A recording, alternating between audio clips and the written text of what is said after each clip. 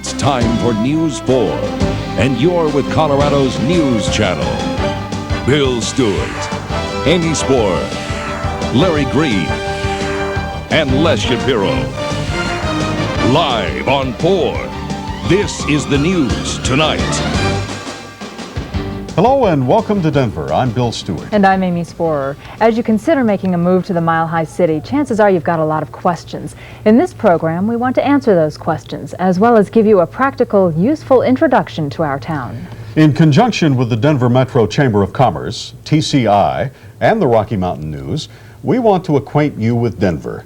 With the help of our News 4 staff, we're going to take a look at where people work, where the different communities are, and what you can get for your housing dollar. What about schools and the churches, highways, and public transportation? What's the weather like? What's there to do? And in terms of sports and culture, what's there to watch? In other words, the same questions that everyone who's moved here from someplace else has asked. You know, 3 out of 5 people in Colorado came here from another place. I'm a native, but we're pretty much a rare breed. Guess you were a newcomer once yourself, weren't you? Long time ago. A long time ago. Yeah, I came here for a job, and now we just can't leave. So what is it that makes Denver such a great place to live? If you had to boil it down to one short phrase, it's our quality of life.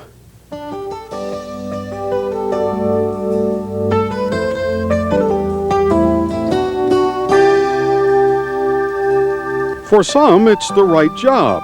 For others, it's the climate. And there are those who thrive on recreation. I really like it here. It's comfortable and it's my home. You'll find a lot of boasting about the quality of life around here, those factors that let people feel comfortable where they live. No, I moved here from New York. I came out here for a visit and I went back. I liked it so much I went back and I moved here 2 weeks later. Chip Hassan moved to Denver after 9 years in Florida. I moved here because I like the lifestyle involved. The business economy is great, athletics, outdoors. Denver's a great town. Once here, Chip decided there were plenty of reasons to stay. When I moved here in the winter, I was amazed at how temperate the climate was, 65 and sunny. I expected it to be 20 degrees and snowdrifts everywhere.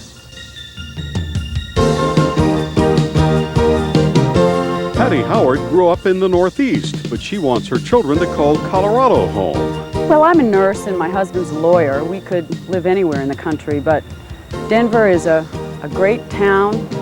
It has a lot of educational opportunities for children, cultural opportunities, and the climate's fabulous. We want to raise our kids here.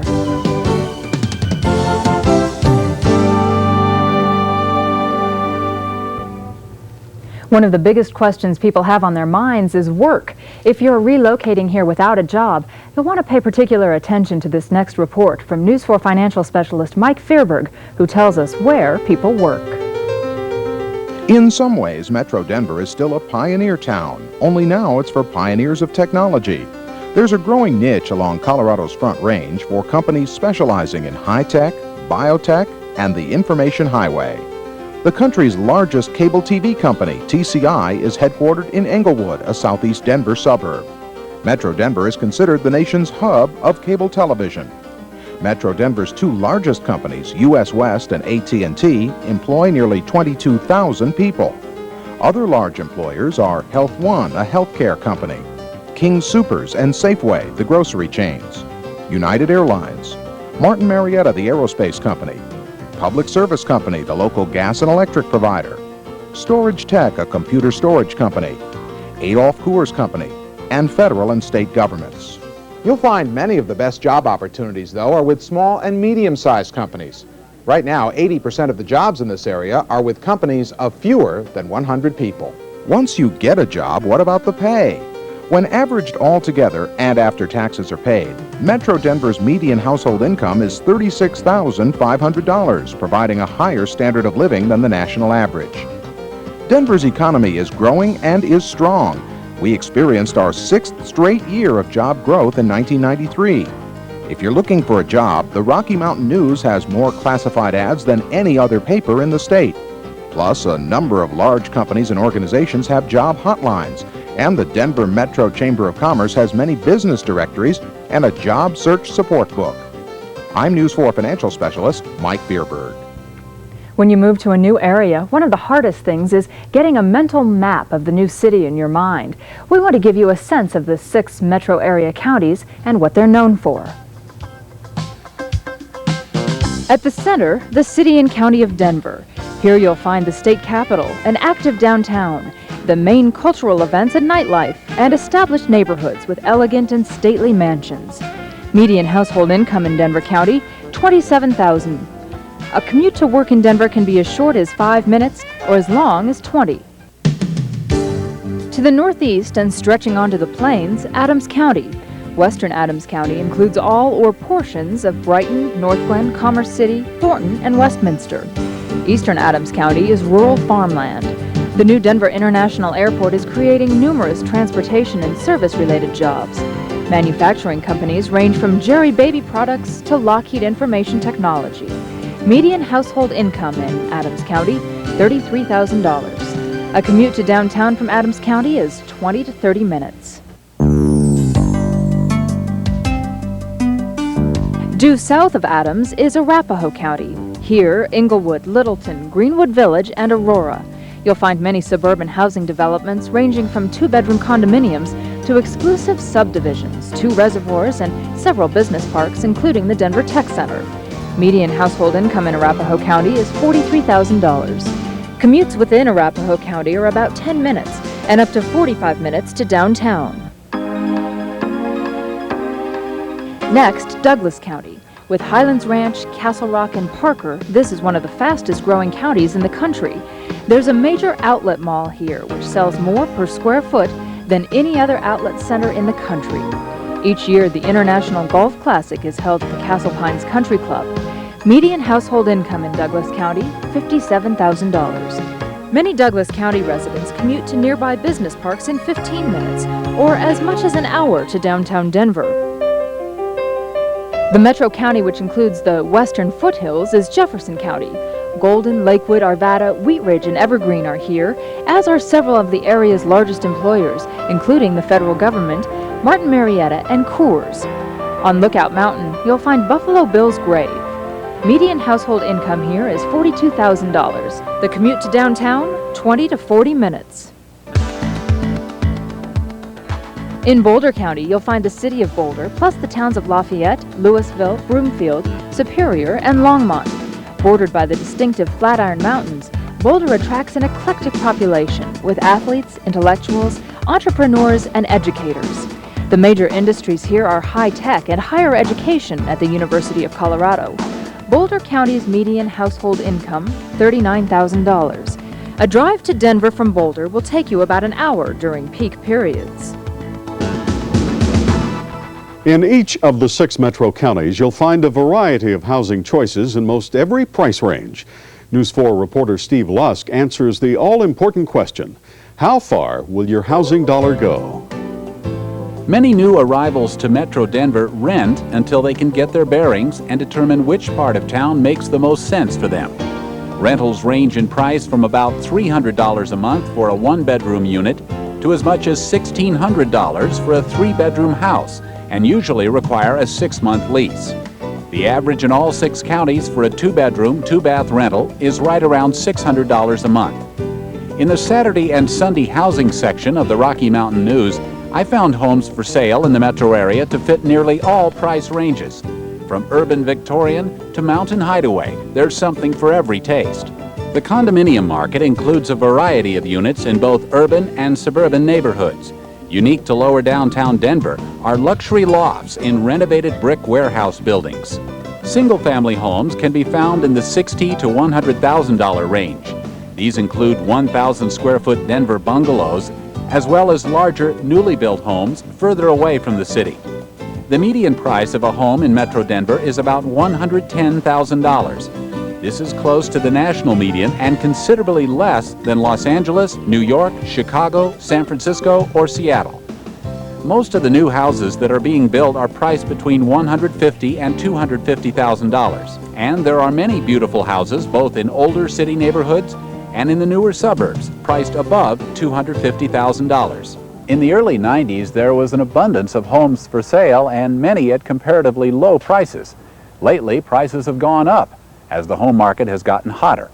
Many home buyers find that they've had to make their decisions quickly or someone else will grab up the home of their dreams. I'm Steve Lusk for News 4.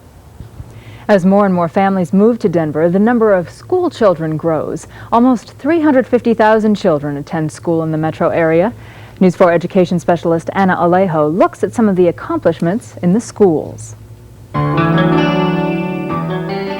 Parents and students in the Denver area can find a wide variety of programs and curriculums, even extended daycare in many elementary schools. Of the 19 public school districts, the main ones are Denver Public, Jeffco, Cherry Creek, Boulder Valley, and Douglas County. There are also 150 private and parochial schools. Each district strives to meet the unique needs of its different student and family populations, whether it's a magnet school, a year-round school calendar, alternative high school, bilingual education, tutoring, or programs for gifted and talented kids. On college entrance exams and standardized tests, students in the metro area consistently outscore the national average. As for high school completion, 8 out of 10 students graduate. But it doesn't stop there. Almost 100,000 people attend colleges and universities in the 6-county area. 31% of the population has completed 4 or more years of college.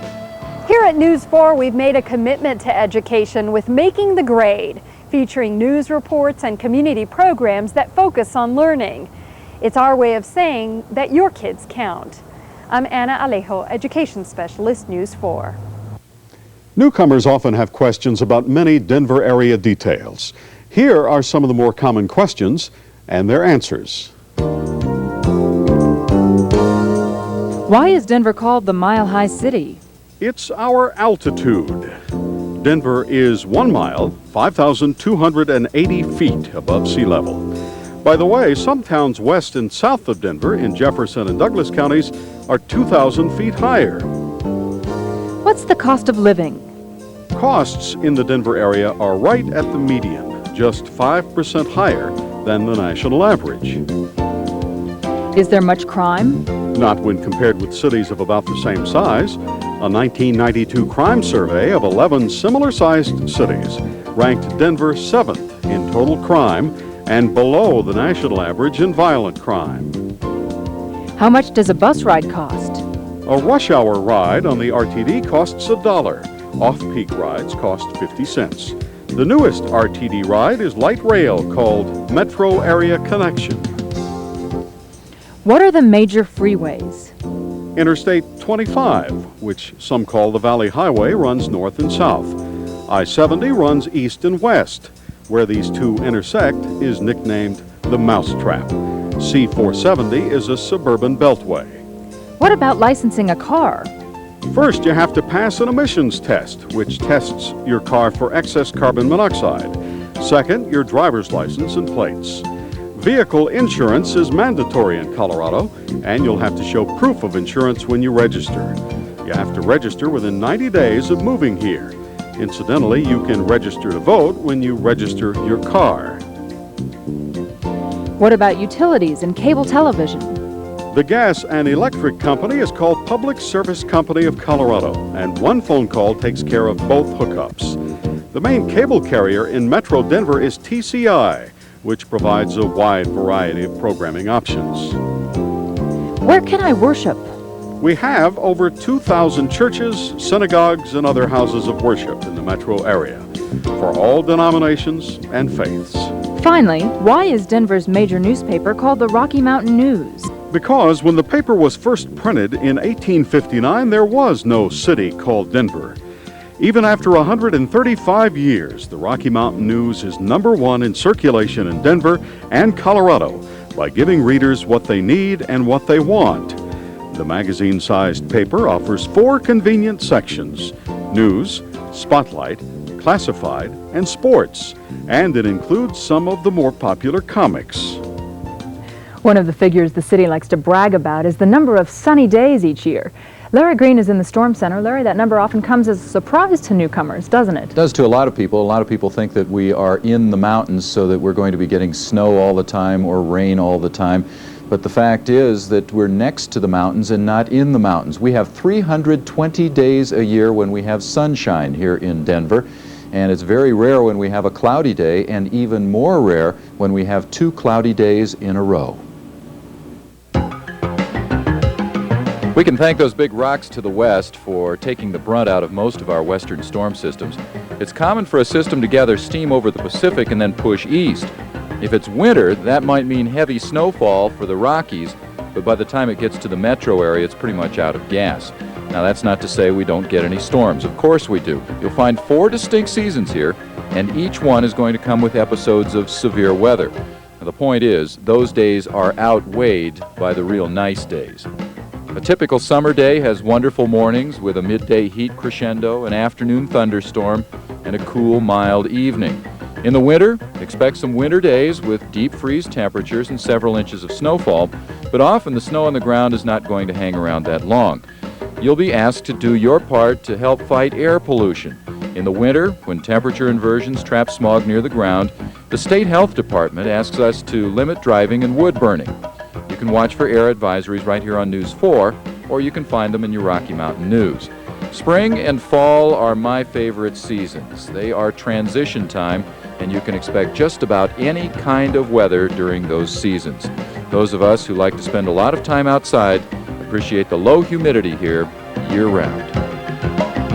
And that's a look at our climate around here. But if you want a day-to-day report on the weather, be sure to join us on News 4. We have all the right toys to give you the weather here in Colorado. 3 Doppler radars, the greatest graphics in town, all kinds of bells and whistles and gadgets, and a lot of people to bring that information along to you.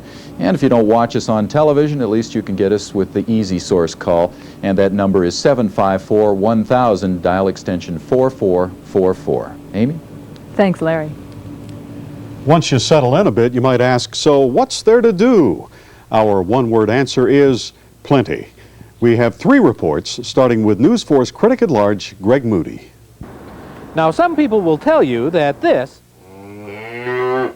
is the sum total of the Denver cultural experience. They're wrong. Denver is no cow town, and the choice of performances and exhibits will satisfy almost every art lover's appetite. In addition to a world-class orchestra, the Colorado Symphony, the fine arts are doing very well. Thank you. Theater lovers can enjoy a full slate of plays from the Best of Broadway series to regional and local productions, and yes, we do have opera and dance. The city is also quite proud of the Denver Art Museum and of a healthy collection of art galleries, particularly in Lower Downtown, or LoDo.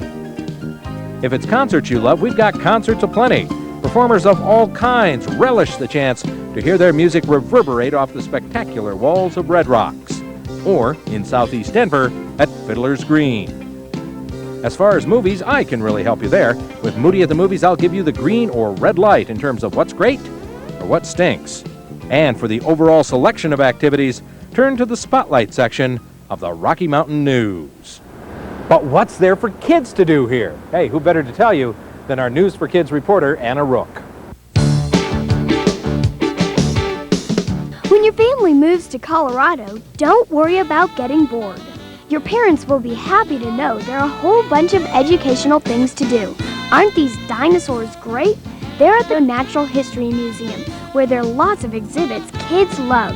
At the same place, there's a great big IMAX screen with movies 4 stories high. Not far from this museum is the Denver Zoo. It's open year-round, and often you can see the newest animals while they're still in the nursery. Denver has another museum just for kids. One of the exhibits here is called the Kids Slope. You can try skiing before you go to the mountains. Speaking of skiing, it's just an hour out of town, but that's only one of the sports kids here like to do. Every town has rec centers and gyms with both team sports and individual sports. There's a really good hospital here just for kids. The Children's Hospital is ranked one of the best in the country among all hospitals. And there's lots of ways to just play in winter, summer, or in between. We kids know how to have fun. Grown-ups like to play outside too. Here's News 4's Gary Miller to tell you about participation sports. In Colorado, sports aren't just for watching, they're for doing.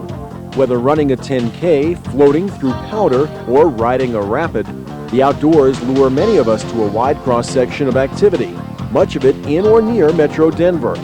A short drive puts you in national forests or wilderness areas, and the high country west of Denver offers outstanding hiking, rock climbing, and camping. Parks and open space are an important part of Denver. In the early part of the century, the city dedicated thousands of acres for recreation and open space. Today, 200 miles of bike paths crisscross the metro area, and on a nice day, you'll find people using them for biking, jogging, or rollerblading. Nearly every community has swimming pools, softball diamonds, and soccer fields. Golfers can try to break par at almost 50 courses around the Metroplex. Of course, in the winter, we have skiing, snowboarding, and snowmobiling just an hour or two from downtown. Many people take advantage of the ski train, a train that drops passengers at the base of the Winter Park ski area. So whether it's running a race or skiing the slopes, the things to do outdoors here are truly limitless. For News 4, I'm Gary Miller. If it's sports you want, spectator sports, you're coming to the right place. Here's News 4's Les Shapiro. Thanks, Bill. You know, there are a lot of things you can say about sports in Colorado. I know, I say them on the air every day, but much of it can be summed up in one word: fans. It's fan support that has many people saying this is the strongest market in the country for Major League sports. Take the Broncos. At home games at Mile High Stadium, there's no such thing as extra tickets at the box office.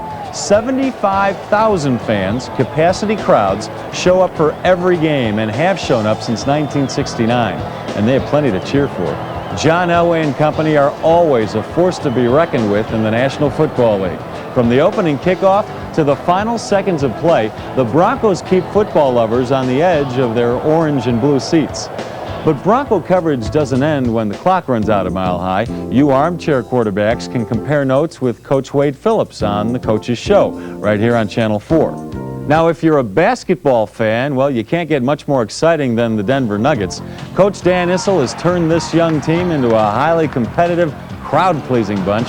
Colorado is famous for its high peaks, and the Nuggets have given us one more: Mount Mutombo. Dikembe Mutombo, that is, who, along with LaFonso Ellis and Reggie Williams, form a great nucleus for this up-and-coming team. And then there are the boys of summer, the Colorado Rockies. Newcomers to the major leagues, but the way they've been accepted, you'd think they were here for years. As the only major league team in the Rocky Mountain time zone, the Rockies have ticket holders from Colorado and, believe it or not, 36 other states. Yeah, it's the fans who put the Rockies' name next to the all-time attendance records, including almost 4.5 million fans in one season, their first season. And in 1995, the Rockies and manager Don Baylor will host their games in a brand new park, Coors Field, possibly the most fan-friendly park in all of baseball. But the sports don't end there. We also have hockey with the Denver Grizzlies. That's a brand new team which plays in the International Hockey League. What about soccer, you say? Yeah, there's soccer too, with the Colorado Foxes, the American Professional Soccer League champions for the past 2 years. And finally, Denver is home to the only professional women's baseball team that competes on the same field against men, the Colorado Silver Bullets. These women are true pioneers in their sport, and fans all over the country just love them. On the collegiate level, there's plenty of action too. In Boulder, the perennial football powerhouse, the University of Colorado Buffaloes, face off against the rest of the Big 8 Conference. The Rams from Colorado State University are a staple in the Western Athletic Conference. And in Colorado Springs, the Air Force Academy Falcons always field teams worth watching. You know, some of the most entertaining games happen at the high school level. Marcia Neville says Colorado's prep sports scene is full of energy. Energy, enthusiasm, excitement. 3 main ingredients in Colorado's high school sports scene, and News 4's got it all covered. When you meet the area's top athletes in our Prep of the Week reports, you'll be energized and amazed at all their accomplishments.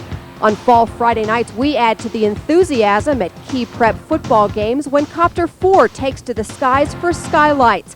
Then on Championship Saturday, you'll get enthused when we air the title game live on 4.